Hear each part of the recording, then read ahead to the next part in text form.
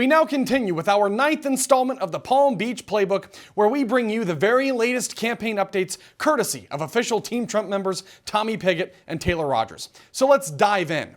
How many ways can the Harris-Walz campaign and its surrogates disparage Americans with whom they disagree? Apparently, the limit does not exist at all, because top Kamala surrogate Mark Cuban went on The View yesterday and insulted tens of millions of American women with this absolutely ridiculous comment.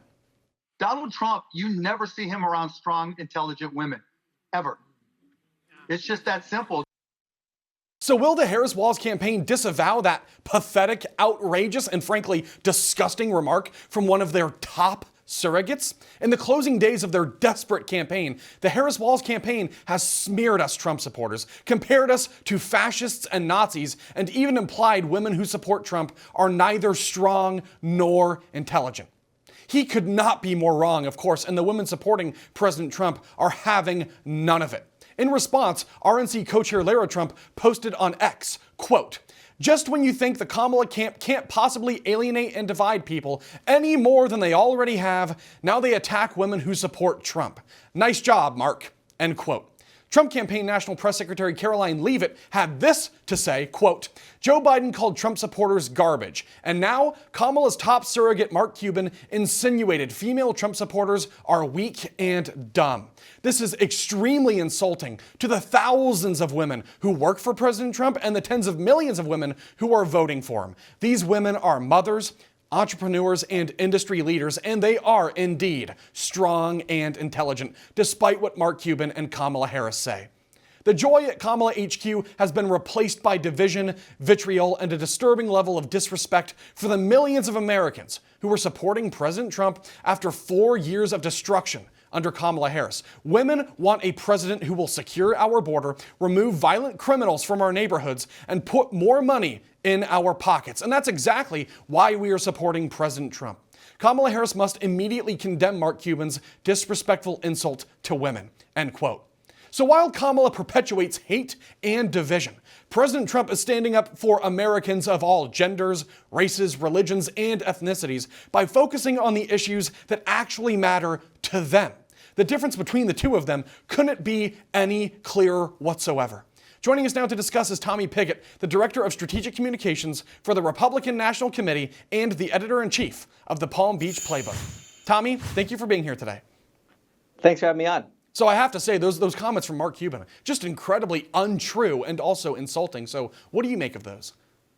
Well, it clearly is untrue. It's clearly insulting. You saw the quotes there from some of the many women that support President Trump and are working for President Trump here at his campaign. There was a recent TikTok on Team Trump that had many of the women that work on this campaign responding to Mark Cuban. It really was completely out of touch. It was insulting. It was misogynistic, to be frank. And the women of Team Trump are responding to it. And this is the latest from Kamala Harris, whose closing argument of their campaign seems to be to insult Trump supporters, like you said, to call them fascists, to compare President Trump to Hitler, to say that we're not smart, we're not strong. I mean, this is the closing argument of the Kamala Harris campaign, yet no arguments from Kamala Harris, anything to do with inflation, the economy, the border, foreign policy, nothing like that from Kamala Harris, only lies, smears, and insults. Yeah, absolutely. And I personally would like to see an apology. I mean, I know this campaign, the Harris-Walz campaign, they've put out a lot of lies, a lot of propaganda, a lot of nasty stuff, but they really crossed a line here. I mean, it goes to show Democrats will say and do whatever it takes to get their hands on even more power. And that is the threat that we face in Kamala Harris. Somebody who will shame women like that or shame African-American men into voting for or whoever it is. It's all fear, division, and shaming people. So again, I have to ask, just like I pointed out yesterday,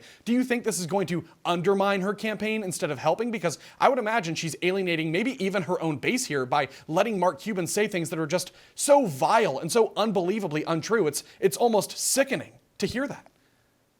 Well, I think what's important to remember here is that Mark Cuban is not some tangential member of this campaign. He's a key surrogate here in the final days for her. He's been out repeatedly having interviews. This is not someone that's just saying this off the cuff. This is someone that Kamala has embraced literally just last week, embracing Mark Cuban in an interview podcast they put out. So this is someone that's a key figure in her campaign saying this stuff. She needs to apologize. And I do think it's going to undermine her campaign in the sense that it shows people what she really thinks. And make no mistake, This is what Kamala Harris thinks. This is what her campaign thinks. Kamala Harris's campaign thinks Trump supporters are garbage. Kamala Harris's campaign is trying to demean, lecture, insult anyone that doesn't support her campaign. She thinks she has a right to people's votes as opposed to needing to make the argument for people's votes. In the contrast, President Trump is going to every single state practically in this country, hostile rooms, friendly rooms, red states, blue states, you name it. He is going out there making the argument to voters with his vision to make America great again, earning those votes, working every single day. No one's working harder than him. The contrast could not be clearer between the two.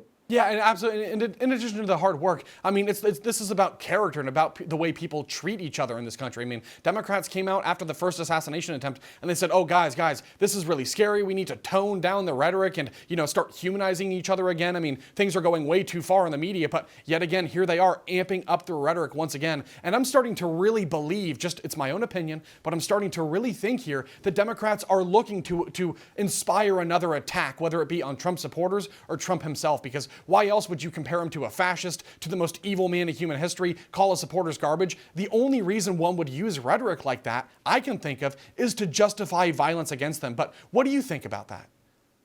Well, I think ultimately what the fact is that Kamala Harris's rhetoric was one of the inspirations that fueled those disgusting, awful attacks against President Trump, the 2 assassination attempts. And the fact is they've continued to use those rhetorics. Those are facts. There's the rhetoric beforehand, and the rhetoric continued after. They have done nothing to stop their rhetoric, to stop their lies, to stop their baseless smears against President Trump and his supporters. They are continuing to do it. It's absolutely terrible. They should stop doing it now if they had any decency, but they're not stopping to do it. And on top of it all, if they had an argument that would actually appeal to voters, they would be making it. They'd be making that argument on the border. They'd be making that argument on the economy. They'd be making that argument on foreign policy. They don't have an argument there because their policies have failed.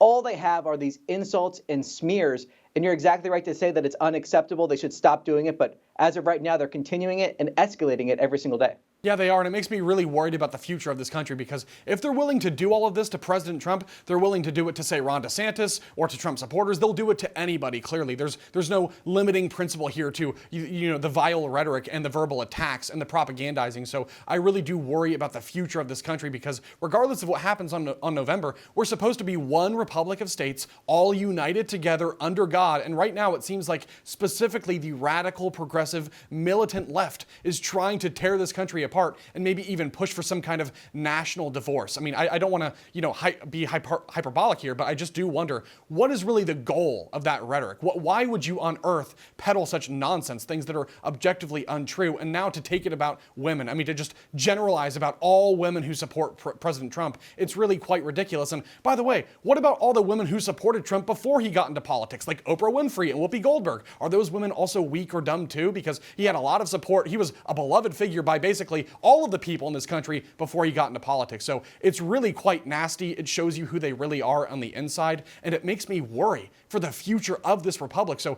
I want to ask you as well, I mean, what are we seeing from Democrats, and what do you think is the long-term impact of these lies and the division? Well, I think clearly it's meant to divide this country. And again, it's based off the fact that they have no argument to make to voters because their policies don't work. Yes. Their only strategy here is to divide this country. And that's what they're trying to do. That's why they're insulting people. They're trying to basically intimidate people into voting for them. They're trying to shame people into voting for them. They're trying to insult people into voting for them. More often than not, has the exact opposite effect, because Americans say, no, I want to vote for policies that are common sense. I want to vote for a strong economy, a secure border, a strong foreign policy, peace through strength, historic peace agreements in the Middle East. Those are things we want to have back. So voters are saying, I want to vote for that. And the best way to unify this country is to vote for President Trump, because he will deliver that success. Success is unifying. A strong economy helps everyone. A secure border helps everyone. A strong foreign policy helps everyone, including people overseas, by the way, with those peace agreements that I mentioned. So President Trump will unify this country. His is the unity candidate. And again, shows the hypocrisy from the Democrats that they ever claimed to try to want to unite this country, or that Kamala Harris's campaign was based on quote unquote joy. Again, shows that they're hypocrites. They're anything but joyful. They're anything but uniting. They are trying to divide this country to do anything they can to win. Yes, absolutely. The strategy here is clearly divide and conquer, and we have to stop that. And I really do think we will, because most Americans, 99+% of Americans, are smarter than that, better than that, and they can clearly see what's what in this election and which candidate is unifying as opposed to which one is divisive. So, Tommy, as always, thank you for stopping by. I appreciate it. Thanks for having me on.